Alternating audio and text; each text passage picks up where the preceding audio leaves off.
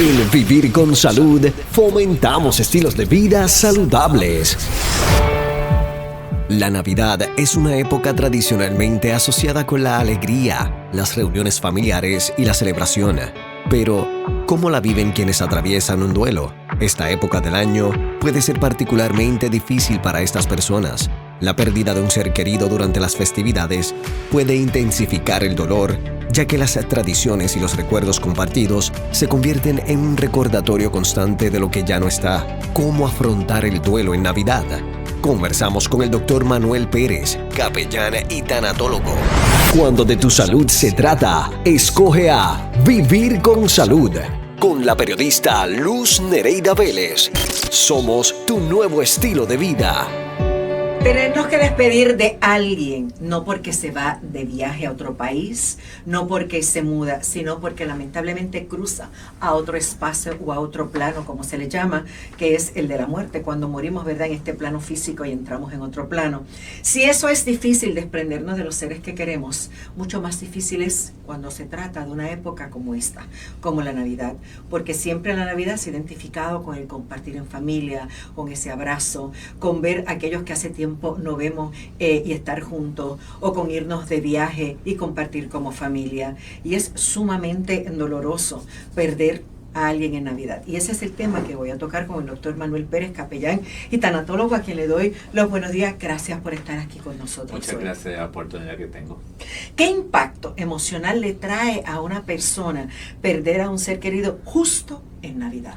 Porque en Navidad normalmente es el momento de unión familiar, es el momento de fiesta, es el momento de traer todas las cosas positivas del año, y eso entonces nos conlleva que emocionalmente nos afecta, pues entramos en un tiempo de aislamiento, dolor, y entonces más el seguimiento que nos causa tener que ver a todo nuestro alrededor, tanto los comercios, la prensa, todo. La alegría de la Navidad, nosotros con una tristeza profunda que solamente la entiende el que la pasa.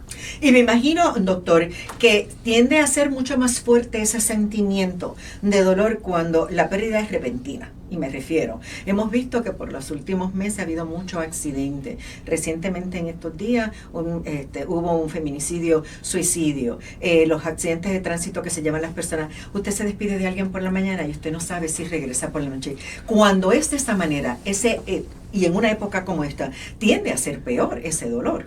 Sí, eso se convierte en un duelo traumático, un duelo que es más profundo. ¿Por qué es más profundo? Porque no tienes la oportunidad de despedirte, de decirle, de darle un último abrazo, simplemente salió como cualquier persona normal a su trabajo, a su lugar que va a ir, y de momento nunca y jamás va a volver a regresar.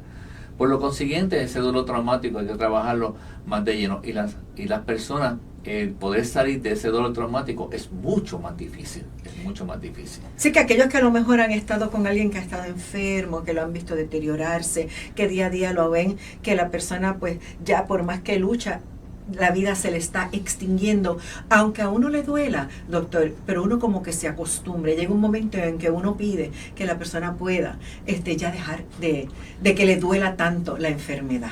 Lo que pasa es que en ese tipo de duelo, tú tienes anticipadamente tu día de trascendencia. No el día exacto, pero sí tienes una condición terminal que se te tuvo que decir, donde se lo tienes que notificar a los familiares normalmente. Yo cuando he trabajado tanto tiempo con pacientes terminales, 28 años, he aprendido de ellos a aprovechar cada minuto hasta que se extinga esa trascendencia. Y eso es algo diferente en nuestra vida.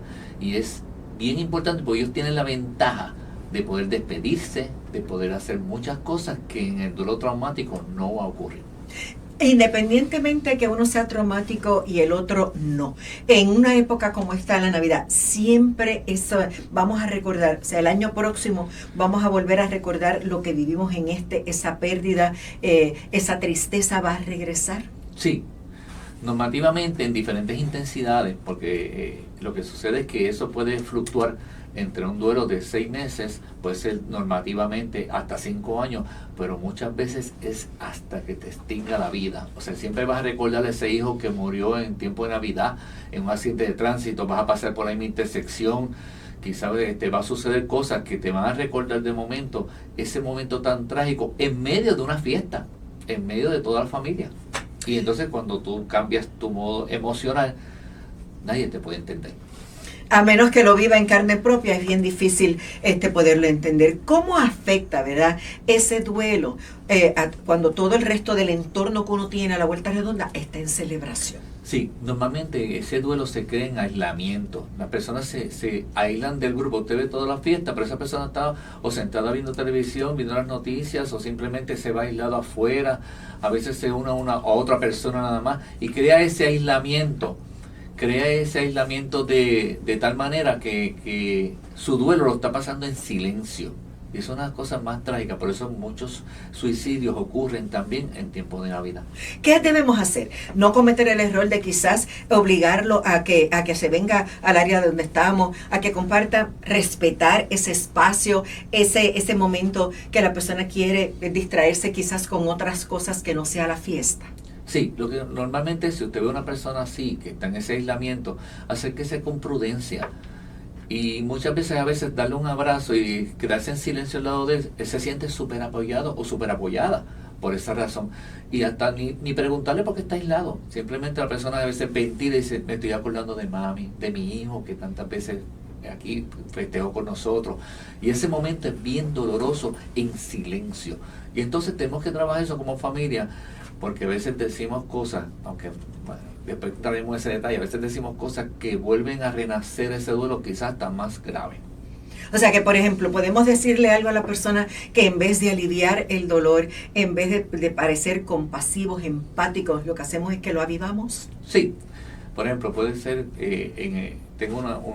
con mis pacientes también tengo muchas anécdotas, pero en los traumáticos, principalmente cuando estuve como capellán de la policía, en los traumáticos que estoy presente, a veces la gente, eso es ley de vida. Sí, ley de vida para ti, que no perdiste a tu hijo. Eso es un accidente.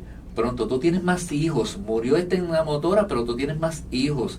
O sea, hay frases que destruyen totalmente emocional y lo lleva a una crisis que a veces lo lleva a hacer cosas increíbles. Por consiguiente, inclusive hasta el operatorio. Yo tuve un compañero de la policía que murió en cumplimiento del deber, con una niña de 5 años, vino uno que estaba en micrófono y dice, era necesario que el compañero de la uniformada, Dios lo necesitaba en el cielo. Y esa niña dijo en voz alta, el cielo está tan malo que se llevaron a papi. Ay, Dios mío. ¿Qué se lleva esa niña en el resto de la vida? Que hay una necesidad entonces de la policía, no solo en Puerto Rico, también en el cielo.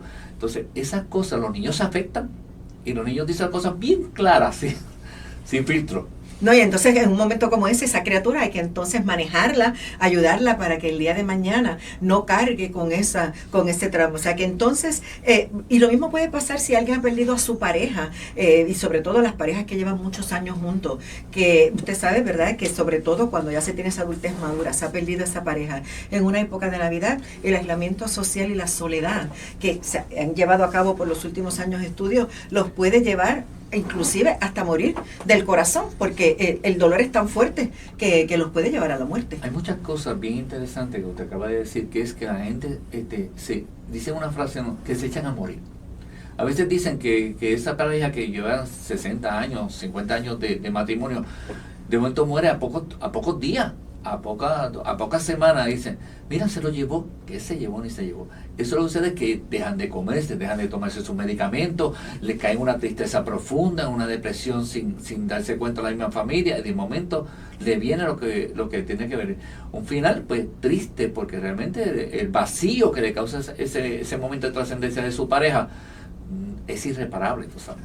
Necesita ayuda profesional y a veces la gente no se percata que no importa la edad, cuando ocurre esto, necesita ayuda profesional. Y eso los familiares que están más cercanos, y si no hay un familiar cercano, los vecinos y ese tipo de cosas, deben estar alerta para ayudar a esa persona, porque usted menciona algo bien importante. Muchos entonces comienzan con ese pensamiento suicida que los puede llevar a cometer el acto.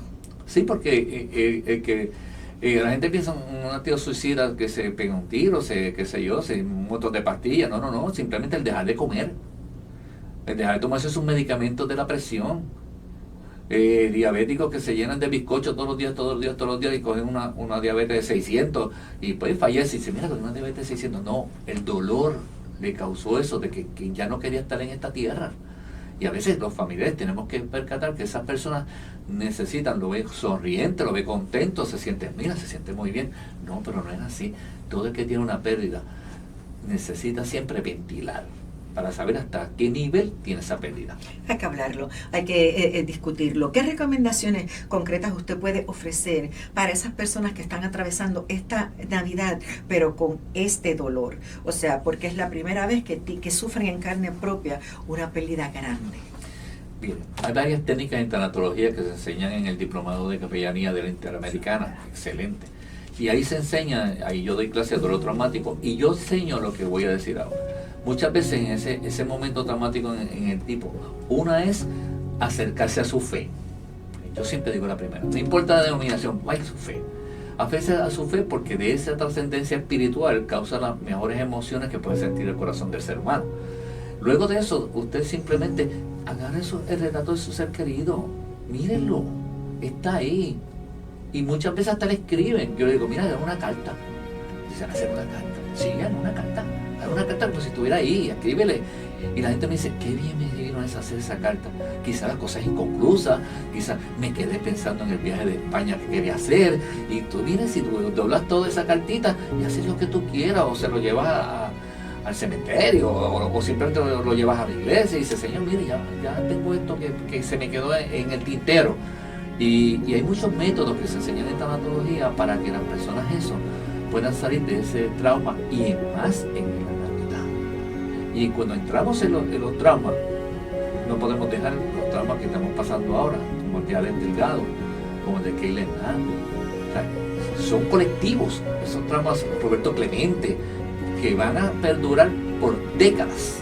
Y entonces la gente se afecta, ¿sabes? La gente y el pueblo se afecta. Y entonces entramos en cómo salimos de eso, recordándolos cómo son, viendo esos clics, sacando en esos momentos de euforia de Alex y Keila con su sonrisa y sus dos hoyitos en la cara. O sea, esto es lo que nos trae ese momento de trascendencia, pueda suavizarse. No digo que se quita, digo que se suaviza.